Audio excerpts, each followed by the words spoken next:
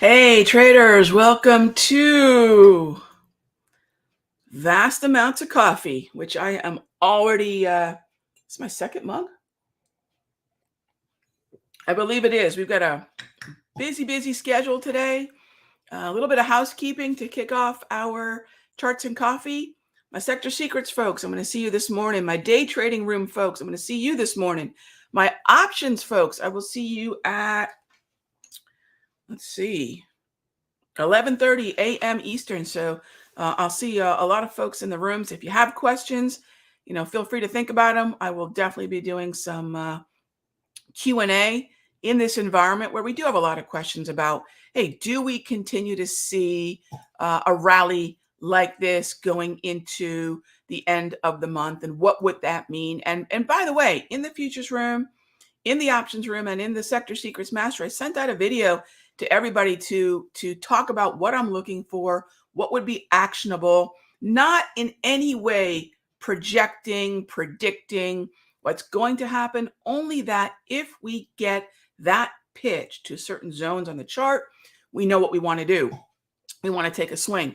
And so those are things that I'm thinking about. What are those scenarios that could happen that would be opportunistic? And unless those scenarios happen, we can't take advantage of a scenario unless we have the checklist for, well, it's got to get here. This is going to be the underlying market condition. This would be the ideal timing, right? We can get all those things in line. We're in good shape. So we have to know what those things are ahead of time, not to say this is going to happen, but rather to say if this happens. And I cannot emphasize that enough. Okay. So if we stay patient in this environment, it will pay off.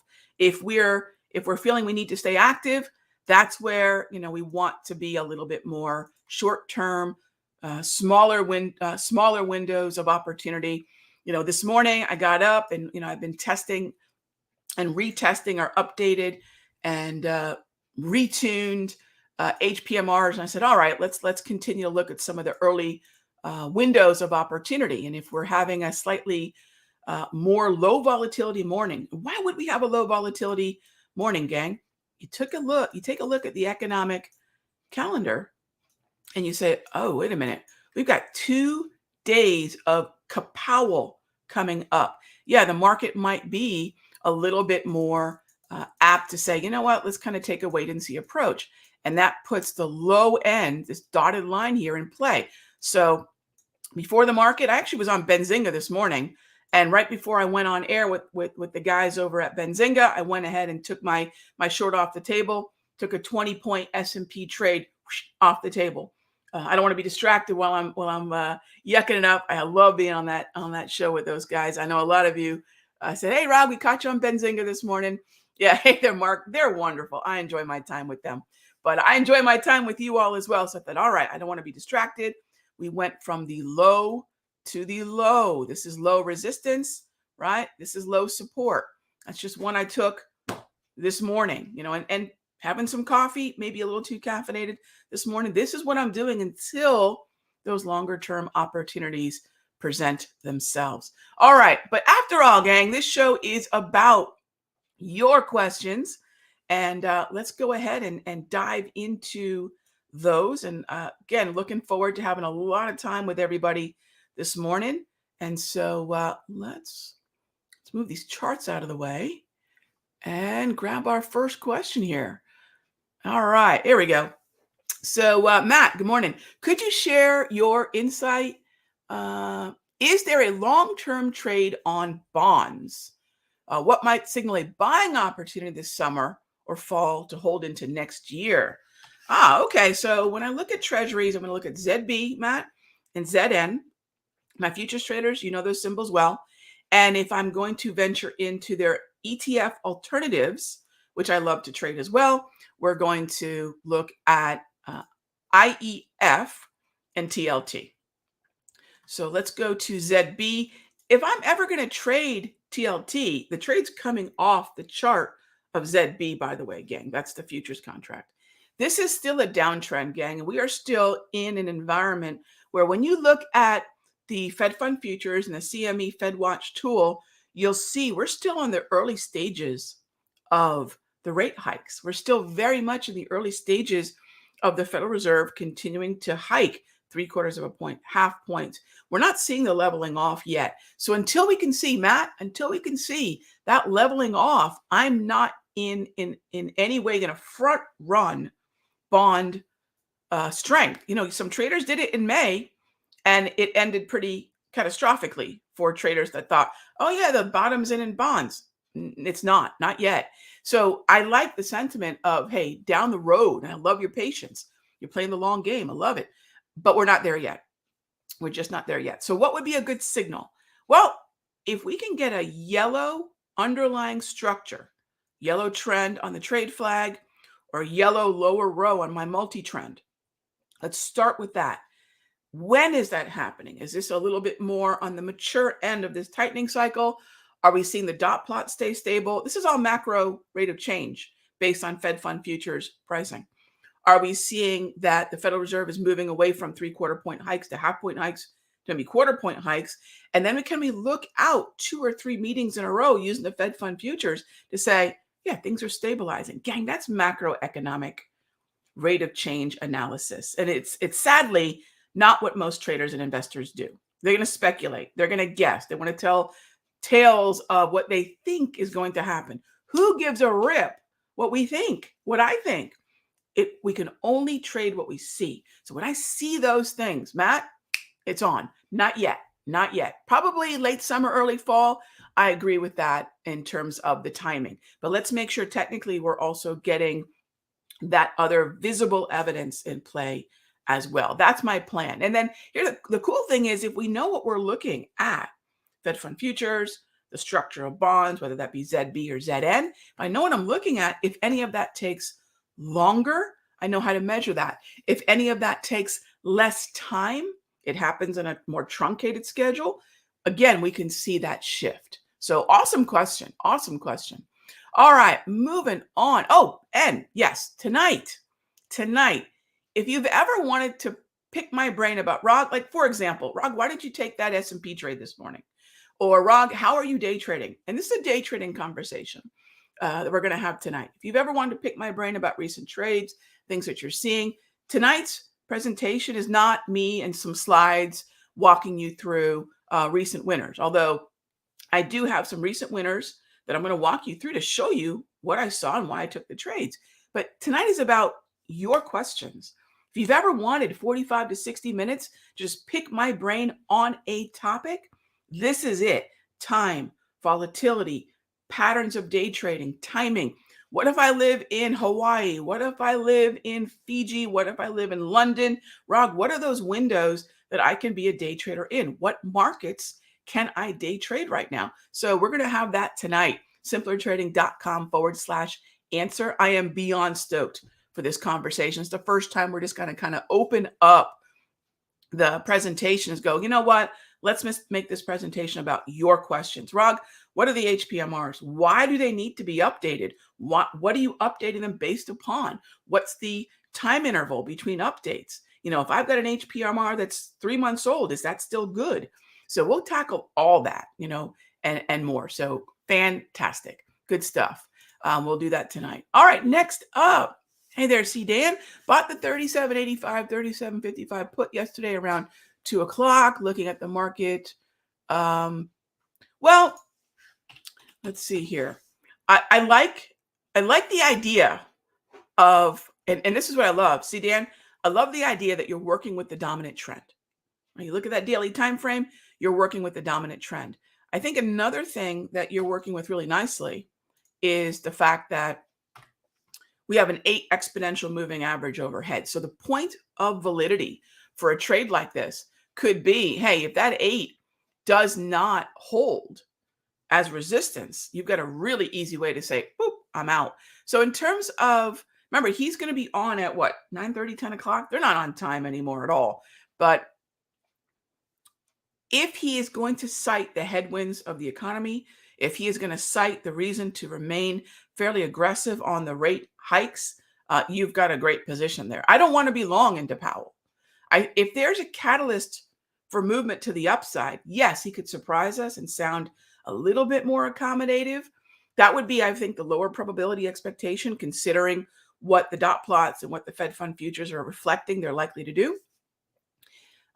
What I think the catalyst, what I see in terms of a rhythm of end of quarter, end of month, and in terms of support, we're going to need it end of month, end of quarter rebalancing to see that rip higher. So I think the window between now and say Thursday, end of Thursday, going into Friday, probably has a little bit of weakness.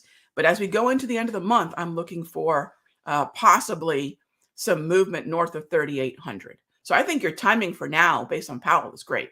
Nice trade. I mean, really nice trade. Whether it's SPX, whether it's SPY, whether it's ES, whether it's MES, gang, the trade is the same. It's the choice of you choose your own adventure. Remember those books? Choose your own adventure. I'll look at ES, but this would map to anything I want to do in SPY or SPX or micros or options, right? So that's the way I want to treat the end of the month. Interesting 48 hours basically with Powell. Then we go on to some rebalancing conversation. All right, moving on. DAL. Do I think travel is back? Next quarter should beat. It is the most beaten down. Nibbling. I cannot nibble yet on DAL. So I don't necessarily want to go to the most beaten down, but that said, you've got an interesting retest of this area around $30, don't you? And a minor low forming.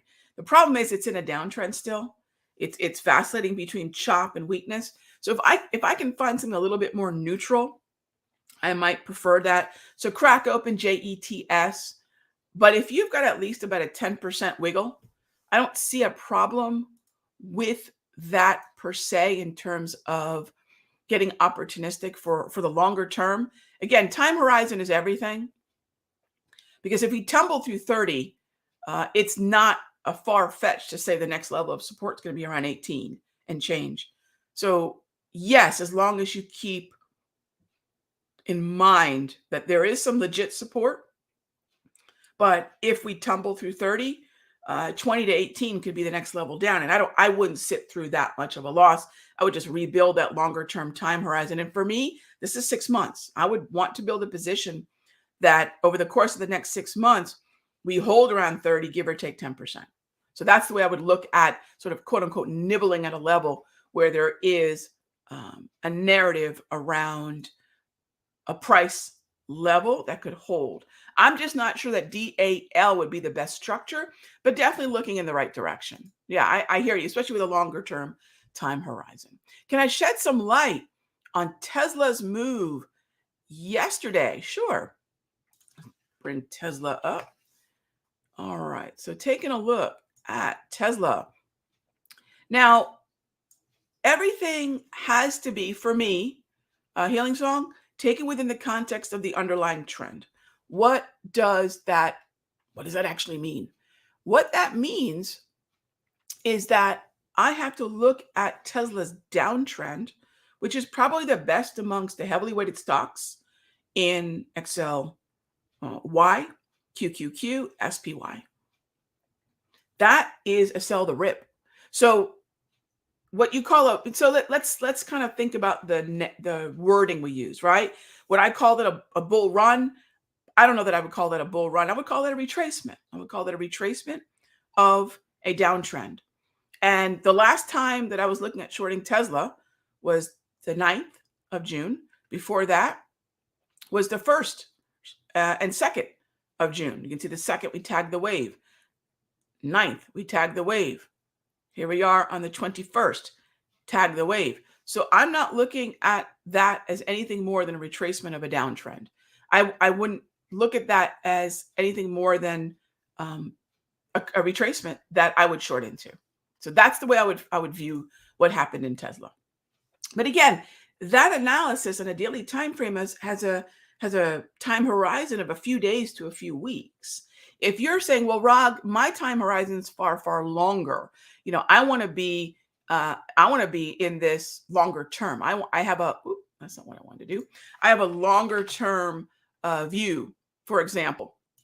What did I just do? There we go. I have a longer term view of Tesla. I have maybe a weekly chart that I'm looking at, something along those lines. So what I would say in that situation is at that point, it's a completely different conversation. So I think especially right now, gang, when I'm living on a weekly and a 5 minute. Dailies are not offering an edge the way they did for much of this year. So I don't look at the follow through based on days to weeks. I'm looking at either follow through that has a time horizon of a minimum 6 month, or I'm looking at a very truncated window and a time horizon of today, where frankly, I'm freed up to not care what the market does outside the 2 hour window of 4, 5 different windows that I want to day trade. So if I'm day trading in the morning, I want to be freed up to not care about what happens after 11:30. If I'm going to day trade the close, I want to be freed up to not care what happens after 4 o'clock. And that is a freedom of, we don't need longer term organization and follow through, which frankly, we're just not getting. So if we stretch the time frame out to the weekly, more portfolio positions, or we take it down to a daily, that to me is where I'm having the best risk rewards and success rates, right? I was looking at my HPMR trades, and from a futures standpoint, I was breaking down, okay, what's been working and what's not been working. And for me, my breach retreats, yeah, trend following, out the window. Right now, time and volatility is working. This is my futures account for day trading and day trading only HPMRs. This is my options day trades. Now, the options don't need as much, and the options don't have the leverage futures have, but options are also lower risk. So that's why I'm emphasizing short term or that long term. So I think time horizon is going to be a really important conversation for us in terms of managing the remainder of what we're seeing, at least through summer and maybe for the rest of the year. All right, moving on to, and thank you for that question, Healing Song. So Tesla can be a question about now, the next few days to few weeks, which I think is a short. Could be weekly, which we could interestingly see maybe some buying opportunity, or just day trading it, right? If I pull up Tesla on a day trade, I don't know that I have my HPMRs running on. Oh, I do. Okay. And maybe I'm going to day trade the thing, right? I could look at day trades on Tesla. So time horizon is going to be huge, gang, in this environment. Hey there, Yee. Good to see you. When placing a stop order, do I suggest a stop market or a stop limit? Just a good old fashioned stop. So Yee, a stop order. And thank you for the order entry question. So a stop order is a market order with a price trigger. So you don't have to go stop market or stop limit. Although if your broker is demanding that you do stop market or stop limit, here's the difference. Stop market is probably the truest representation of what a stop order is. A market order with a price trigger. So it lays dormant until that price reaches usually the bid. On a stop limit, the same process would have to occur. Your price is reached, but then you're also telling the platform, if I don't get this price, my stop price or better, do not execute the trade. A stop market is going to be subjected to slippage, meaning the difference between what your price was for the order and what your ultimate fill was. You're allowing there to be some slippage. That's what you're communicating. The order says, get me out when this price is met. The stop limit says, get me out when this price order is met, but I won't accept anything better than a certain price. Hence the limit. There is a limit to what you'll accept as the fill. So I hope that makes sense. All right, gang. I see a lot of questions here as far as crude. Gang, I'm still overall pretty bullish crude, but I think it makes sense to be nimble. I would say it makes sense to be nimble because crude is getting hit. Remember, we've got a lot of geopolitics going on with crude. We've got a lot of politics going on with crude. I've left crude alone because the trend was broken days ago. That's the first visual sign. And then now we know that we're trying to see if OPEC will increase production. And that's a political conversation. The president's over in Saudi Arabia. Russia's kind of vacillating on their commitment to whether or not they're part of OPEC plus. They're the plus, for crying out loud, right? We have a lot of nonsense around crude. Nonsense is difficult to trade with that daily time frame, but it's awesome to trade intraday. There's a lot of clarity intraday. Look at the way these things just stair step down, right? So we'll talk about that and a lot more tonight. So if you haven't registered already, it's simplertrading.com. We've never done this before, /answer, right? /answer. And where's the link? I have the link here somewhere. And we're going to talk about a lot of these topics. So /answer. If you've ever wanted to pick my brain for 45 minutes, this is what this session's all about. Rag, why this trade? Why short term? Why these tools? I'm looking forward to sharing that with you. Gang, as always, thanks for being a part of Charts and Coffee. Time to go caffeinate and dominate. We've got Kapow today. Heads up, caution day. I'll see you tomorrow. Same time, same station. Be good to each other.